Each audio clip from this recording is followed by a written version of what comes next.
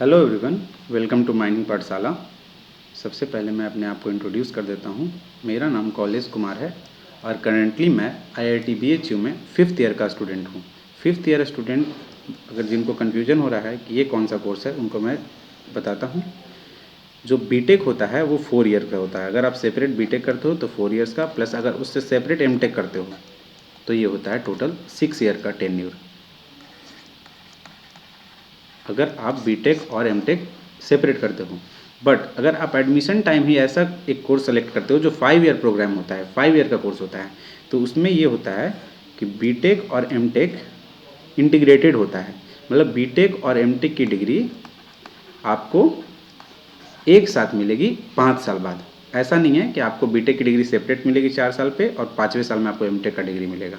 ऐसा बिल्कुल नहीं है, आपको एक साथ डिग्री मिलेगी बीटेक एमटेक का आफ्टर 5 ईयर्स। मैं ग्रेजुएशन के प्रीवियस ईयर में ही गेट में ऑल इंडिया रैंक 104 सिक्योर किया है। इट मीन्स मैंने गेट 2024 में जो मेरी रैंक थी वो थी 104। मेरा पास्ट में भी टीचिंग एक्सपीरियंस रहा है। मैंने अपने आप को आपसे इंट्रोड्यूस कर दिया है। अब मैं फर्दर प्रोसीड करता हूँ इस सेशन का जो सॉल्यूशन है उसके ओर। पाठक सर ने ऑलरेडी पार्ट 1 में काफ़ी सारे क्वेश्चंस के सॉल्यूशन ले आए हैं। उसके अलावा जो मुझे क्वेश्चंस मिले हैं मैं उसका सॉल्यूशन इसमें प्रोवाइड कर रहा हूँ। तो देखते हैं क्वेश्चंस क्या है हमारा। तो पहला क्वेश्चन ये है। क्वेश्चन क्या कहता है, पहले क्वेश्चन पढ़ते हैं। In a board and pillar panel a square pillar of size 35 metre into 35 metre centre to centre is extracted to form equal square shaped stocks as shown. थोड़ा बहुत लग रहा है वर्ड में यहाँ पे मिस्टेक्स है, टाइपिंग एरर है। The width of each gallery and cross cut is 5 metre. आप समझ लो कि ये जो सेंटर टू सेंटर डिस्टेंस है, it means that width of gallery उसमें इंक्लूडेड है। तो अगर विड्थ ऑफ गैलरी 5 मीटर है तो विड्थ ऑफ पिलर जो हो गया इनिशियल के लिए वो हो गया 30 मीटर। विड्थ ऑफ जो गैलरी हो गया वो हो गया 5 मीटर। इस पिलर के लिए लिख रहा हूँ, स्क्वायर पिलर के लिए जो बड़ा वाला पिलर है। The height of the working seam जो स्मॉल एच है वो है 3 metre. The reduction in safety factor after pillar splitting by using Vinevsky pillar strength formula is, और यहाँ पे दिया हुआ है हमें विनेवस्की पिलर स्ट्रेंथ फार्मूला। तो ये हमें दिया हुआ है स्ट्रेंथ ऑफ पिलर का फार्मूला। S1 का वैल्यू दिया हुआ है, W क्या है, विड्थ ऑफ पिलर है, और H है माइनिंग हाइट। नहीं, ये एरर है। ये जो H है ये माइनिंग हाइट नहीं है बल्कि ये सीम हाइट है। ये एरर है, इसको आप कट कर लेना। माइनिंग हाइट होता है वो डेप्थ होता है, कहाँ पे माइनिंग हो रहा है, वो 200 मीटर 300 मीटर 100 मीटर इस तरीके से होता है, पर ये 3 मीटर है ना, वो जो सीम हाइट है। तो अब क्वेश्चन को प्रोसीड करते हैं। सबसे पहले हम लिखेंगे FOS1। FOS1 मतलब ये इसके लिए लिख रहे हैं, ये मेरा 1 है और ये मेरा 2 है। 1 के लिए FOS के लिए लिखेंगे। हाँ, तो ये जो हमारा हो जाएगा क्या होता है, स्ट्रेंथ ऑफ पिलर। तो यहाँ पे स्ट्रेंथ ऑफ पिलर को SP से डिनोट किया गया है, SP लिख देते हैं, divided by stress on pillar. तो जो स्ट्रेस ऑन पिलर का फॉर्मूला होता है sigma P is equals to gamma H WP plus WG का whole square divided by WP का होल स्क्वायर, ये होता है।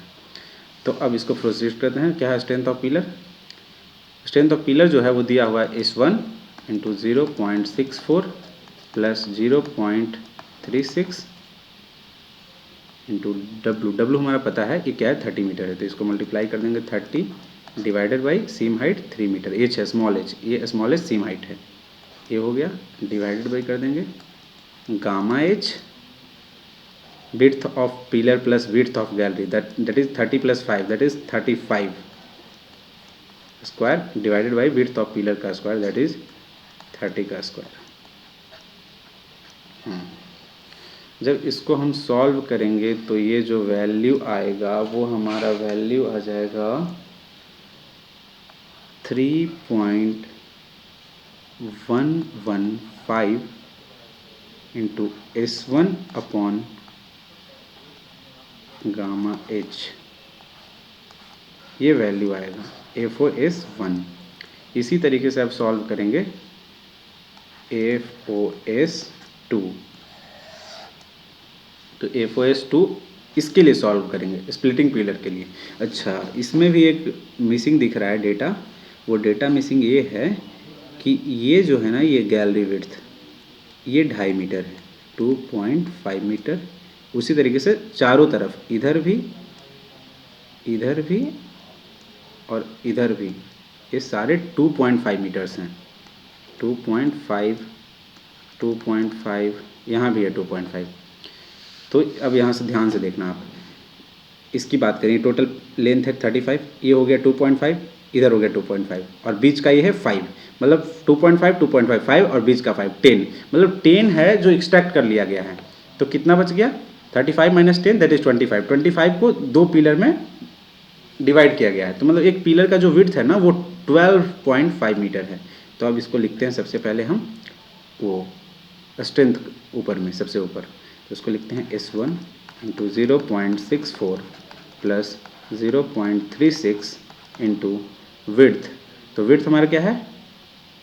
12.5 अपॉन सीम हाइट। सीम हाइट तो दोनों पिलर के लिए बराबर रहेगा, that is 3 divided by strength, stress of pillar, ये इससे जो आता है, तो हो जाएगा गामा एच। गामा क्या है? वो यूनिट वेट है, तो गामा तो सिंपल सेम रहेगा ना। आप क्या कुछ भी कर रहे हो, ऊपर जो स्टेटा है उसका तो गामा जो यूनिट वेट है वो तो सेम रहने वाला है, माइनिंग हाइट भी सेम रहने वाला है, तो गामा एच सिंपल यहाँ भी लिखेंगे। फिर लिखेंगे width of pillar plus width of gallery, that is 12 है इसका विड्थ ऑफ पिलर, और विड्थ ऑफ गैलरी क्या होगा? तो 2.5 इधर से लेंगे और 2.5 इधर से लेंगे, इसका जो 2.5 बचेगा वो इस पिलर के लिए इंक्लूड होगा। तो विड्थ ऑफ गैलरी है इसका भी 5, मतलब 12.5 प्लस 5, तो ये आ जाएगा 17.5 का होल स्क्वायर डिवाइडेड बाई, यहाँ पे कलर का थोड़ा इशू आ रहा है, एक सेकेंड।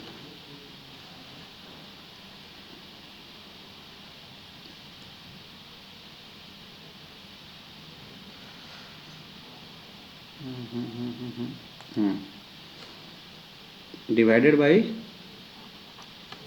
सॉरी डिवाइडेड बाई 12 का whole square.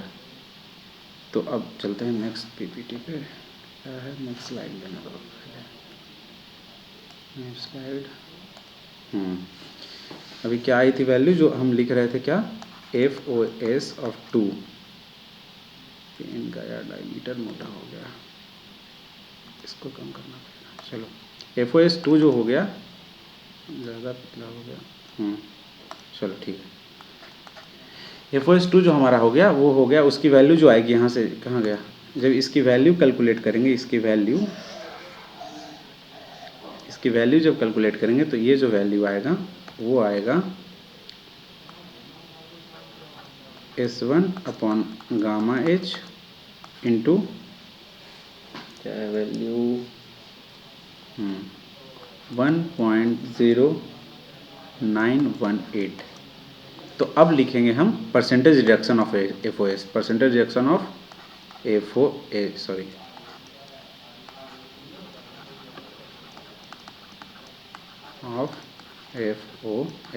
that is equals to FOS1 minus FOS2 divided by FOS1 into 100।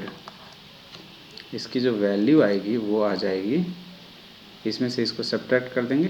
देखिए ये जो वेरिएबल्स हैं यहाँ पे, ये हो गया, चाहे ऊपर में देख लें, सॉरी हाँ, ये जो वेरिएबल है और ये वेरिएबल है, ये जब डिवाइड करने पे वो कैंसिल आउट हो जाएगा। तो इसमें मैं डायरेक्ट उसको लिखूंगा नहीं, तो इसका जो डायरेक्ट हो जाएगा ना वो वैल्यू, वो हो जाएगा 3.115 माइनस 1.0918 डिवाइडेड बाई इनिशियल 3.115। यहाँ पे भी वो टर्म आएगा S1 divided by gamma H, और यहाँ पे भी न्यूमरेटर में भी आएगा, वो कैंसिल आउट हो जाएगा। उसको मैं यहाँ पे लिखा नहीं हूँ, इंटू 100 कर देंगे परसेंटेज के लिए।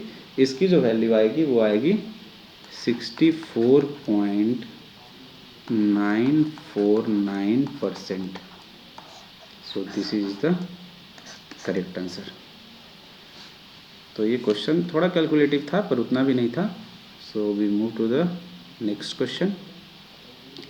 ये क्वेश्चन मैथमेटिक्स का था, शायद ये 2 मार्क्स क्वेश्चन था। तो ये डेफिनेट इंटीग्रेशन का क्वेश्चन है, एरिया अंडर कर्व। तो ये किसका क्वेश्चन है, टॉपिक ले देते हैं डेफिनिट इंटीग्रल। इसको कैसे सॉल्व करेंगे? सबसे पहले इसका हम ग्राफ बना लेते हैं, क्योंकि फंक्शन है जो इजी है ड्रॉ करना। तो क्या है, पहले क्या देखेंगे, ये देखो y equal to root x है, the area bounded by the curve y equal to root X and y equals to 8x square. तो पहले देख लेते हैं y equal to 8x square क्या है। ये 8x स्क्वायर है, ये पे सब्सक्रिप्ट सही से पढ़ नहीं पाया पावर। तो 8x स्क्वायर क्या होता है, मतलब पैराबोला है, अपवार्ड ओपन पैराबोला। तो इसको अपवार्ड ओपन पैराबोला बना देते हैं इसका। y equals to 8x square, y equals to 8x square. ये इनिशिएट एन वाला में ऐसे चला गया जैसे लग रहा है एरो बना हुआ है। तो अब दूसरा देखेंगे फंक्शन, ये क्या है, y equals to root x. अभी ध्यान से देखना, ये नीचे कट नहीं कर रहा है, ये बेसिकली यहाँ से ऐसे निकल रहा है पैराबोला। और दूसरा जो है फंक्शन वो है y equals to root x, कुछ ऐसा, ये हो गया रूट एक्स। अब जो मुझे एरिया निकालना है, अभी मैं उसको ड्रॉ कर देता हूँ, यहाँ पे सेट कर देता हूँ। ये एरिया मुझे निकालना है, ये एरिया।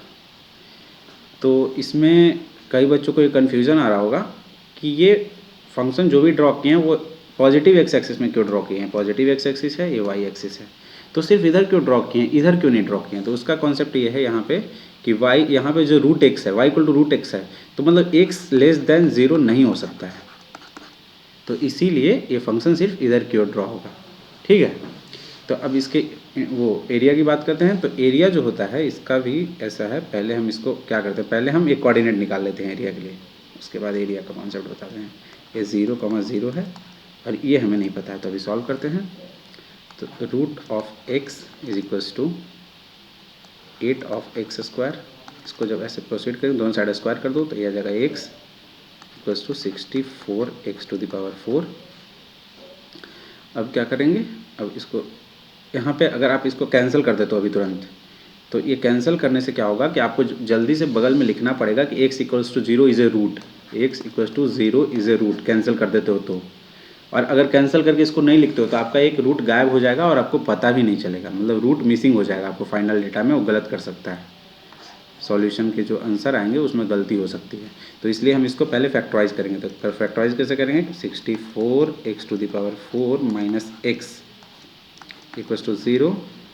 अब इसको जब हम इसको चलो ठीक है, इसको ऐसे लिख सकते हैं, एक x को कॉमन ले लेते हैं, यहाँ पे आ जाएगा 64x³ माइनस 1 इक्वल्स टू 0। अब यहाँ से x की दो वैल्यू आएगी, x equals to 0 and x equals to 1/4। यही आप कैंसिल कर देते तो आपको पता ही नहीं चलता कि x इक्वल्स टू 0 भी एक वैल्यू है। तो ये ग्राफ दो जगह कट कर रही है, दिख रही है कि यहाँ x इक्वल्स टू 0 वैल्यू है और एक ये x इक्वल्स टू 1/4 है, ये हो गया 1/4। तो अब इसको हम क्या करेंगे, एरिया को निकालेंगे। एरिया निकालना है मुझे, तो एरिया निकालने के लिए हमें क्या करना होगा, एरिया का इसका फंडा है अपर फंक्शन। तो लिख देते हैं area equals to integration of f of x upper, u यहाँ पे जो सब्सक्रिप्ट है उसको डिनोट कर रहा है upper function, minus f of x lower function. ये लोअर फंक्शन है, मतलब हमें कंसीडर बस फंक्शन अपर लोअर कैसे डिसाइड कर रहे हैं, ये जो एरिया है उसमें बस जज करना है कि ये जो ऊपर से जो कर्व जा रहा है वो अपर फंक्शन हो गया, ये जो नीचे से कर्व जा रहा है वो लोअर फंक्शन हो गया। तो अब इसको देखेंगे, f of x upper minus f of x lower कर देंगे इंटू dx, लोअर लिमिट से लेके अपर लिमिट तक। अब चलते हैं नेक्स्ट स्लाइड पे, इसको प्रोसीड करते हैं। स्लाइड ले लेते हैं, चलिए नया स्लाइड आ गया। तो जो ये क्या होगा, फर्स्ट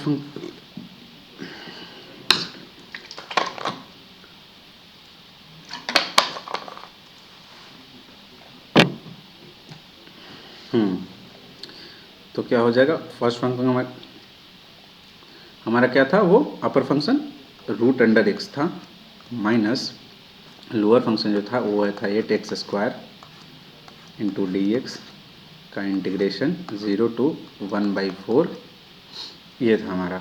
अब इसको ऐसे इंटीग्रेट करेंगे तो क्या हो जाएगा, रूट एक्स का हो जाएगा x का पावर 3/2 डिवाइडेड बाई 3/2। क्या कहते हैं इंटीग्रेशन में, एक पावर को बढ़ा देते हैं, x का पावर यहाँ पे क्या है 1/2 है, अब एक पावर को बढ़ा देंगे तो 3/2 हो जाएगा। अब बढ़े हुए पावर से डिवाइड कर देते हैं तो डिवाइडेड बाई 3/2 माइनस करेंगे। अब इंटीग्रेट करेंगे इसको तो 8 का 8 एज इट इज रह जाएगा क्योंकि वो कांस्टेंट है। एक्स स्क्वायर का इंटीग्रेशन हो जाएगा x³ डिवाइडेड बाई 3। बढ़े हुए पावर से एक पावर बढ़ा देते हैं और बढ़े हुए पावर से डिवाइड कर देते हैं। अब इसकी लिमिट पुट कर देंगे, लिमिट क्या है 0, यहाँ है 1/4। तो इसको अब सॉल्व करेंगे तो x = 1/4 डाल देंगे तो x का पावर 3/2 सॉरी, जब इसको पुट करेंगे तो आएगा 1/4 का पावर 3/2 इंटू 2/3। ये जो डिनोमिनेटर है उसको ऊपर लेके चला गया, माइनस 8 इंटू 1/4 का पावर 3 डिवाइडेड बाई 3। ये हो गया upper limit minus lower limit, क्योंकि चूँकि यहाँ पे भी x है और यहाँ पे भी x है। जब जीरो पुट करेंगे तो उसकी वैल्यू 0 आ जाएगी। तो इसकी जो वैल्यू आएगी इसको जब कैलकुलेट करेंगे तो ये आ जाएगा 1/12 माइनस, जब इसको कैलकुलेट करेंगे तो 64 डिवाइडेड बाई 64 और न्यूमरेटर में हो गया हमारा 8 तो कट करके 1/8 हो जाएगा, डिनोमिनेटर में 3 है तो फिर ये आ जाएगा 1/24। अब इसकी जो वैल्यू आ जाएगी 1/24 आ जाएगी। इसके डेसिमल में क्या वैल्यू हो जाएगी वो बताना जरूरी है क्या। चलिए ये हमारा इसका आंसर हो जाएगा। तो फर्दर प्रोसीड करते हैं नेक्स्ट क्वेश्चन की ओर। एक क्वेश्चन इंटीग्रेशन का था, अगर आपको थोड़ा इंटीग्रेशन पढ़े होंगे डेफिनेट इंटीग्रेशन तो इसको आपको सॉल्व करना चाहिए था। चलिए अगला क्वेश्चन की ओर बढ़ते हैं। Question number 39 in a long wall panel. ये क्वेश्चन नंबर जो लिखा हुआ है ना, ये अनुराग सर ने पिछला जो पार्ट लाया था ना सॉल्यूशन का, उसकी के सीक्वेंस में है। उस सीक्वेंस को चेंज नहीं किया गया है। कुछ कुछ क्वेश्चन को उन्होंने छोड़ दिया था क्योंकि उसके डेटा डाउटफुल थे, तो उसको इसमें मैं क्लियर कर रहा हूँ। In a long wall panel air flows at a velocity of 1.2 metre per second through a 900 metre long gate road at 2.5 meter height and 3 meter width. The coefficient of friction is this. coefficient of friction था या factor था, coefficient friction factor था, ये देखना पड़ेगा। चलो ठीक है, इसको प्रोसीड करते हैं। Is this the frictional pressure drop in pascal between two ends of the gate road is. ये जो बेसिकली क्वेश्चन है ये टॉपिक वेंटिलेशन का है और उसका जो फार्मूला है वो है एटकिंसन इक्वेशन।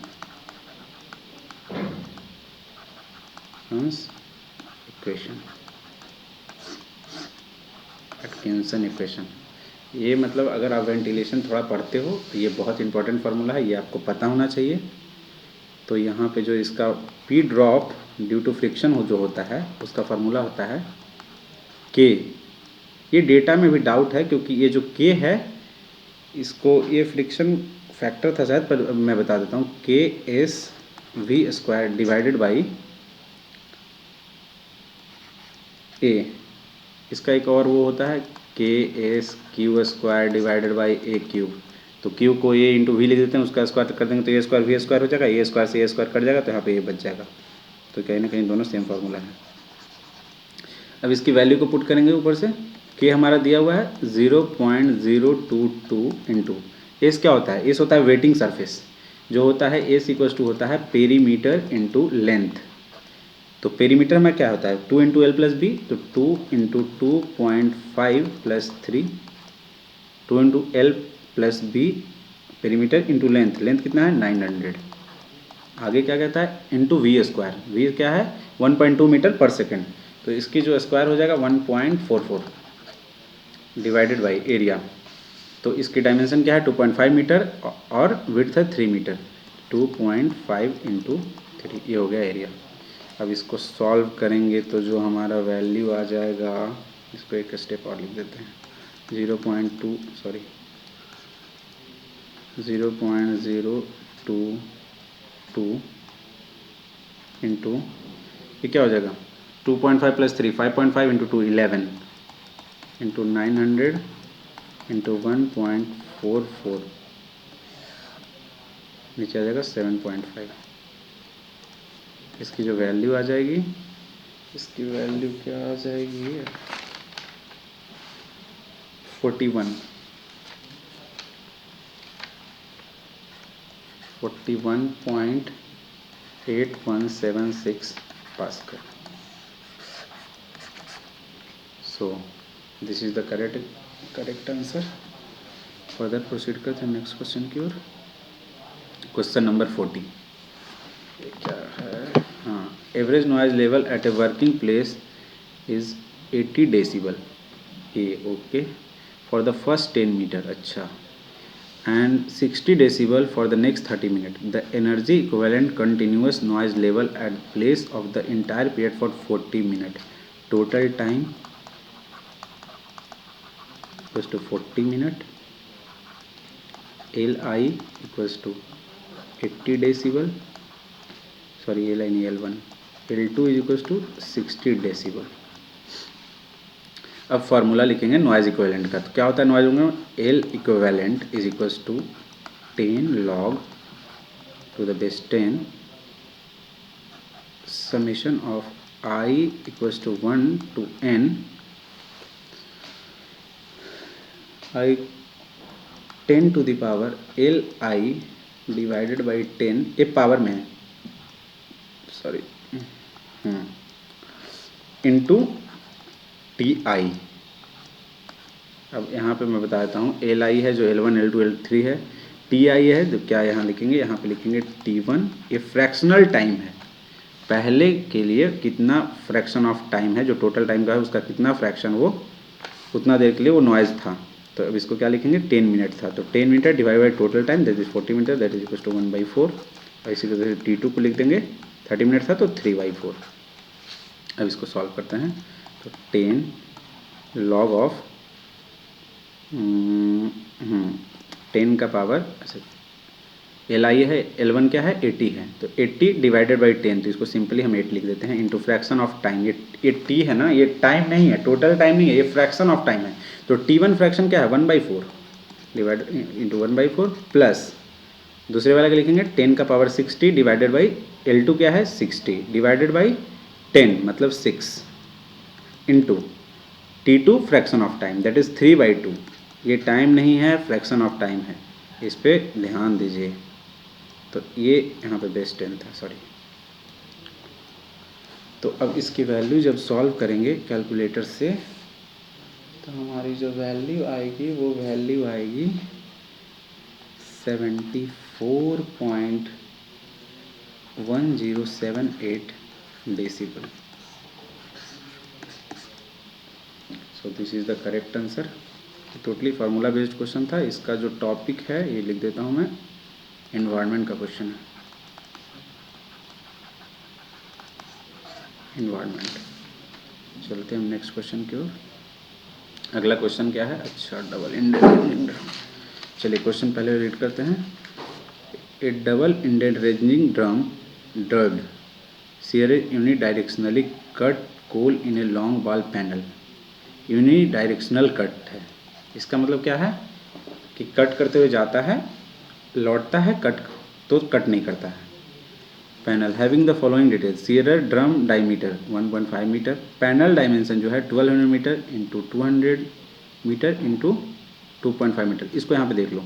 जो पैनल लेंथ है, सॉरी, पैनल लेंथ 1200 मीटर है, फेस लेंथ जो है वो 200 मीटर है, और जो हाइट है वो 2.4 मीटर है. वेव डेप्थ क्या होता है? जो कट कर रहा है सीयर जितना डेप्थ वो होता है 0.6 मीटर दिया हुआ इसमें, वो वेव डेप्थ होता है, sorry. Average cutting speed is 5 metre per minute. ये कटिंग स्पीड है. और अगला क्या है? Retreating speed, average retreating. अच्छा, ये देखिए टर्म थोड़ा सा हो सकता है कंफ्यूज करे बच्चों को. ये रिट्रीटिंग स्पीड जो होता है इसको फ्लीटिंग स्पीड भी बोलते हैं, फ्लीटिंग स्पीड. और इसको आप कहीं कहीं देख सकते हैं रिटर्निंग स्पीड भी लिखा हो सकता है. यहाँ आप डेटा से समझ सकते हो कि 5 मीटर है कटिंग स्पीड और रिट्रीटिंग स्पीड 10 मीटर है. इसमें जो सीयर है वो कट नहीं कर रहा है.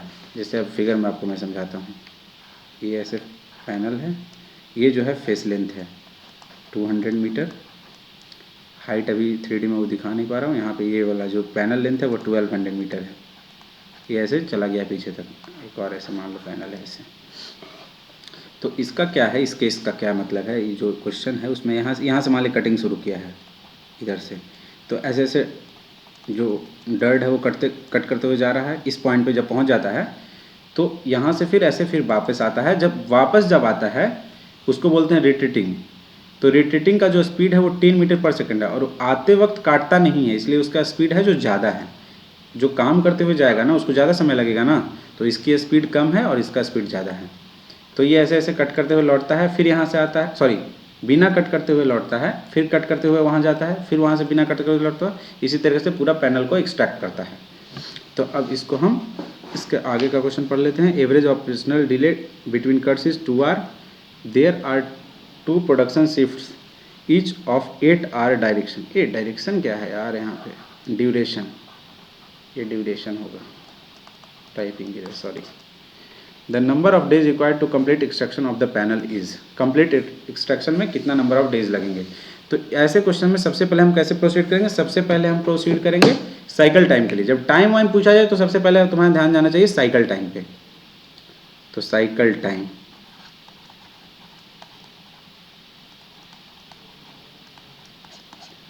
तो साइकिल टाइम में हम कैसे कैसे कैलकुलेट करेंगे, इसको लिखेंगे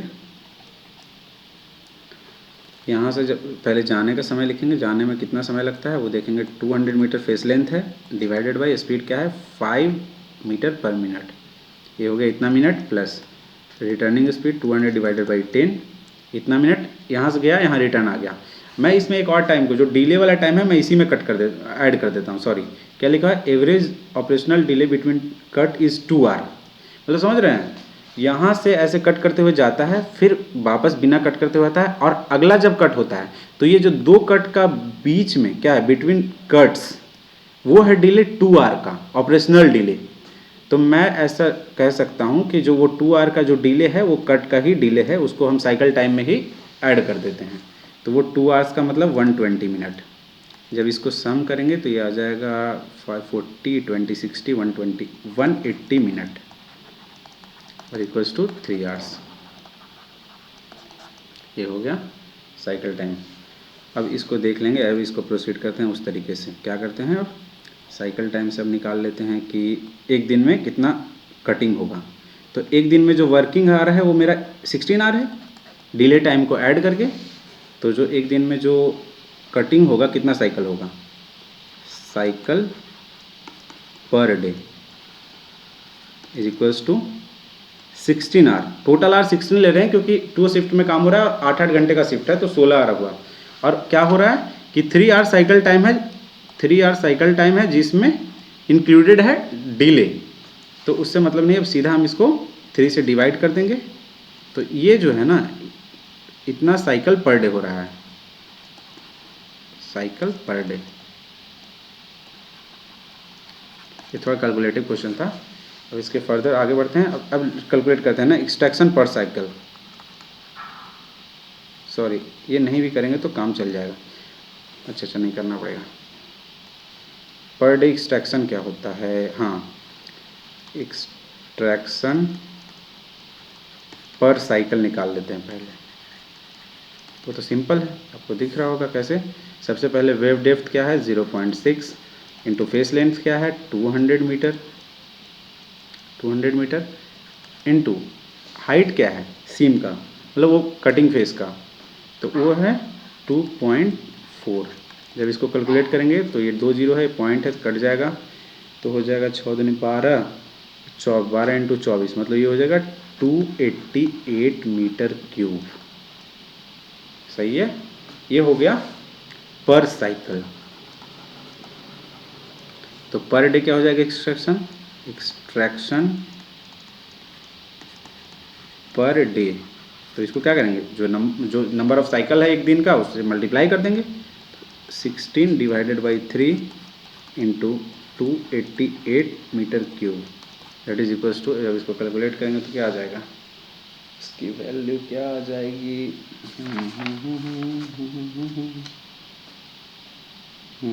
एक्सट्रैक्शन पर डे ये होगा 1536 मीटर क्यूब पर डे। अब हमें पर डे का एक्सट्रैक्शन आ गया।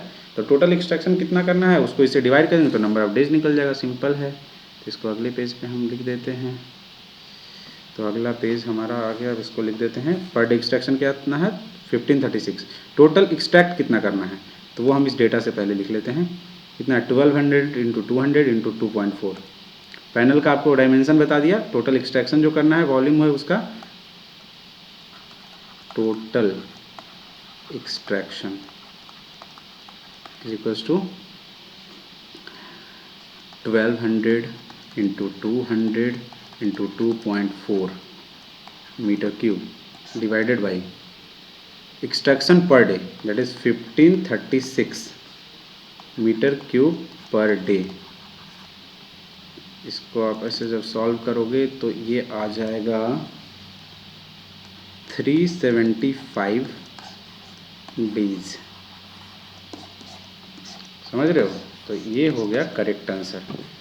तो देख लेते हैं। इसमें एक चीज़ मैं बताना भूल गया कि ये जो डेटा है सीयरर ड्रम डायमीटर, ये डेटा का कोई यूज़ नहीं है इस क्वेश्चन में, नो यूज़। ये डेटा सिर्फ आपको भड़काने के लिए दिया गया है। कई बच्चे क्या करेंगे, इसको मल्टीप्लाई कर देंगे साइकिल वाले कटिंग में, तो उससे उनका प्रोडक्शन बढ़ जाएगा, तो आंसर आ जाएगा गलत। तो ये सब डेटा वेटा का भी ध्यान रखना है कि किसका यूज़ है किसका नहीं है। अब चलते हैं अगले क्वेश्चन पे। Question number 10, sorry PPT number 10, question number 44 क्या है? SO2 is emitted at a rate of 20 kilogram per second from a 10 kilometre into 10 kilometre air shed. यार सब टाइपिंग इधर है इधर। In an industrial area wind blows at a speed of 4 meter per second from one direction in that area. Radiation inversion restricts the mixing height to 1200 meter. ठीक है। Neglect SO2 concentration in the incoming air। पहले देख लो, ये जो फंडा है, ये question है, ये है इन्वायरमेंट का। इन्वायरमेंट में भी अगर स्पेसिफिक टॉपिक पे जाएं तो ये है बॉक्स मॉडल का।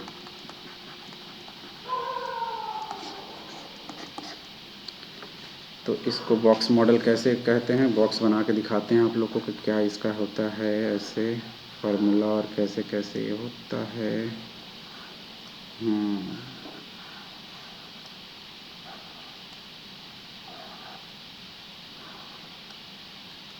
फिगर नहीं बनता है।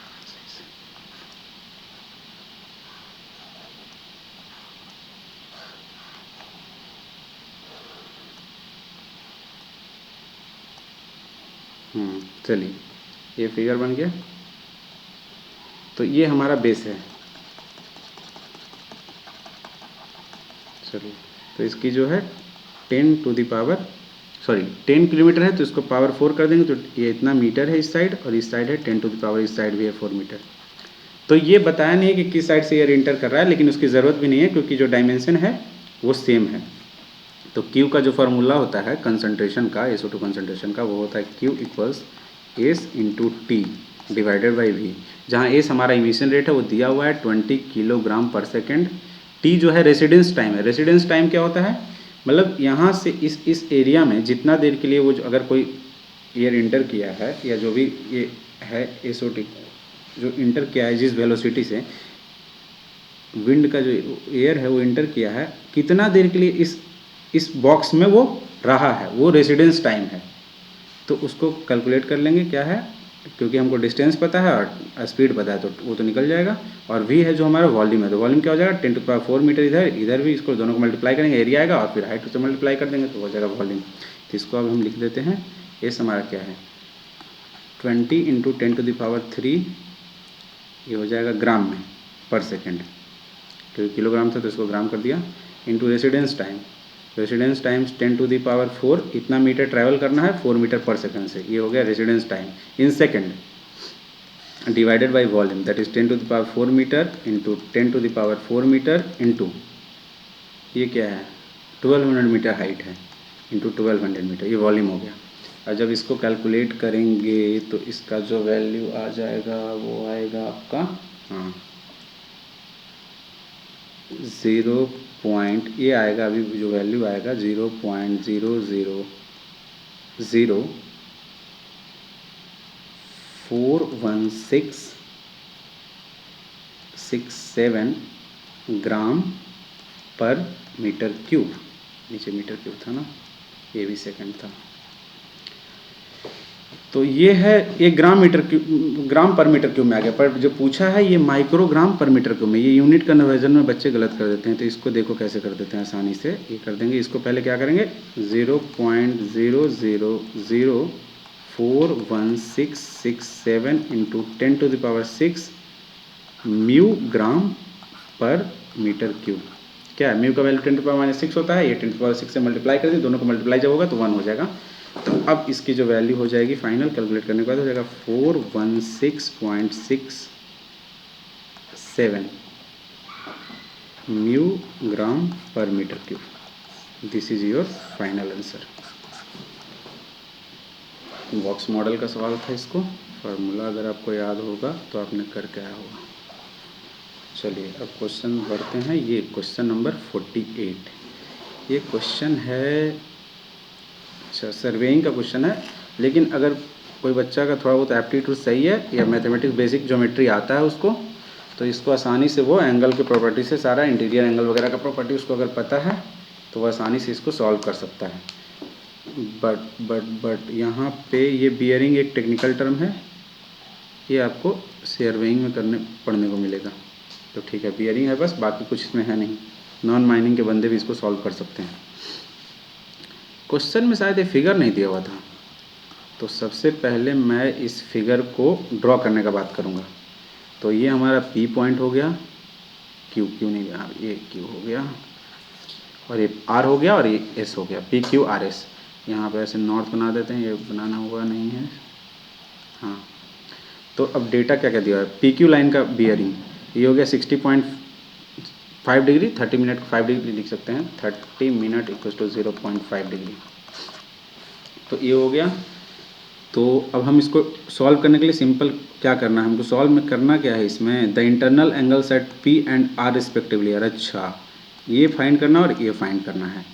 तो जो हमारा P का वैल्यू है, एक सेकेंड, हाँ, तो P को हम ऐसे कर लेते हैं, अपर हाफ और लोअर हाफ में डिवाइड कर लेते हैं। मतलब बेसिकली वो हाफ नहीं है, बट इसको ना ऊपर वाले जो ये एंगल है ना ऊपर वाला, इसको कर लेते हैं P1 और नीचे वाले को कर लेते हैं P2। इसी तरीके से R के ऊपर वाले को करते हैं R1 और नीचे वाले को कर लेते हैं R2।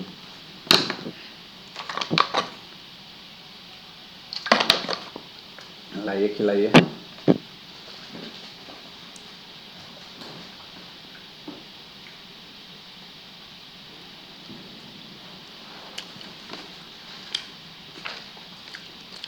कहाँ थे, R1 R2 P1 P2।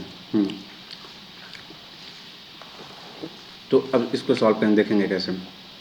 जो P1 का वैल्यू है वो आसानी से लिखा जा सकता है, देख सकते हैं आप लोग। P1 इक्वल्स टू, ये 90 डिग्री है, माइनस दिस, ये वाला कर देंगे 60.5 डिग्री, तो आ जाएगा हमारा 90 minus 60.5, that is equals to 29.5 degree. इसी तरीके से P2 देखो सॉल्व करेंगे, P2 जो हमारा आ जाएगा, P2 के लिए यहाँ देखना पड़ेगा आपको। यहाँ देखिए ये क्या कहता है, हाँ,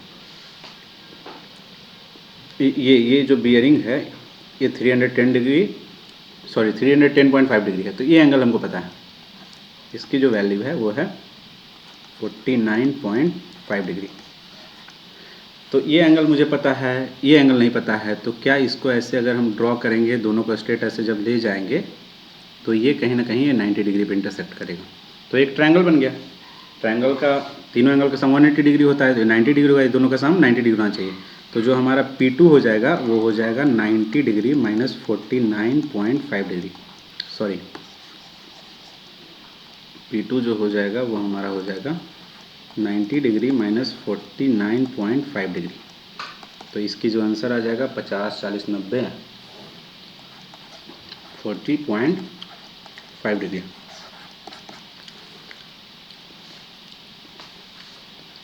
अब R1 R2 को देखेंगे इसमें।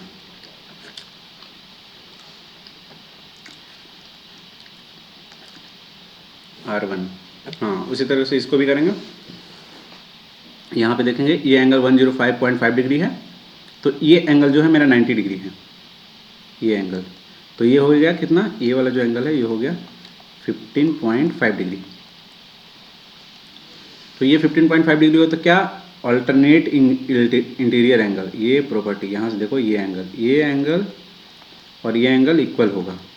तो हम सिंपली कह सकते हैं R1 जो हमारा हो जाएगा वो हो जाएगा 15.5 डिग्री।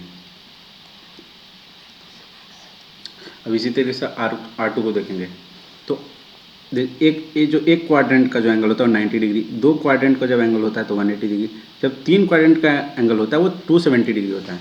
तो यहाँ से यहाँ तक का मुझे एंगल पता है और ये भी मुझे एंगल पता है, तो ये क्या नहीं पता चल जाएगा, आराम से पता चल जाएगा। तो उसको क्या लिखेंगे, R2 जो इक्वल्स टू यहाँ पे कर देंगे 270 डिग्री माइनस 220.5 डिग्री। अब इसकी जो वैल्यू आ जाएगी वो हो जाएगी 50 हो जाएगा, 49.5 हो जाएगा, 49.5 डिग्री। तो R1 R2 आ गया। अब सिंपल लिख सकते हैं P is equals to P1 plus P2 that is equals to, तो 29.5 प्लस 40.5 मतलब 70 डिग्री, ये हो गया। और R1 प्लस R2 जो हो गया that is equals to R equals to 49.5 plus 15.5 that is 65 degree. तो अब हम क्लियरली कर सकते हैं कि the correct answer is option D, 70 degree and 65 degree.